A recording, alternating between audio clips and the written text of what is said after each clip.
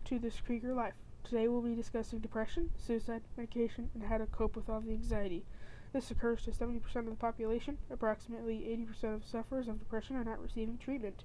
20 million people suffer from depression each year. 35% of depressed people commit suicide each year. But we have a special guest today, Patricia Burrows, and she's a professional therapist. Hi, I'm Tricia Burrow, and I'm a licensed marriage and family therapist. I see individuals, I see couples and children all throughout the community. What is depression?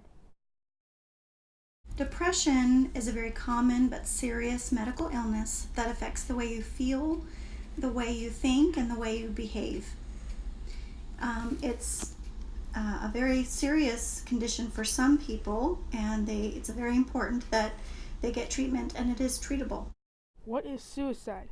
Suicide is a very serious problem within our community.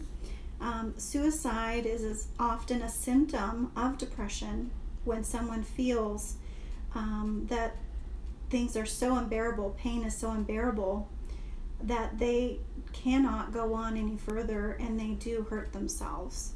Some people have passive suicidal thoughts where they feel and think that they would like to not be here anymore. They would like to hurt themselves. But then it just ends at that. They don't harm themselves. And these are just suicidal thoughts or suicidal ideation. What is antidepressant medication?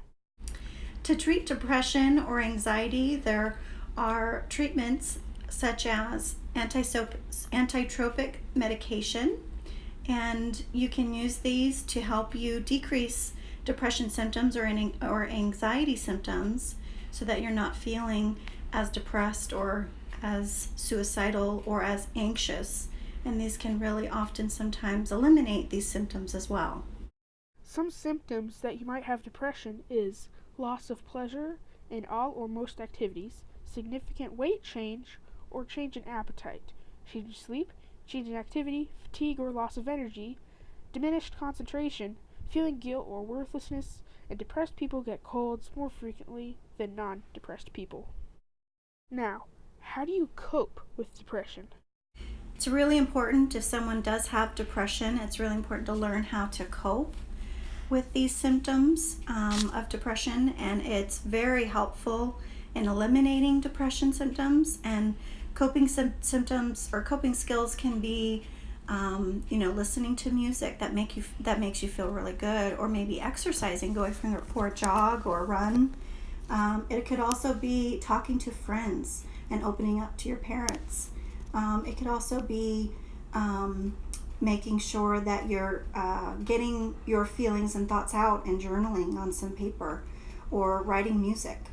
It could be dancing. It could be many things that help you feel better and help you feel that you are expressing these emotions that you have deep down inside. Thank you, Patricia, for joining me on this episode of This Krieger Life.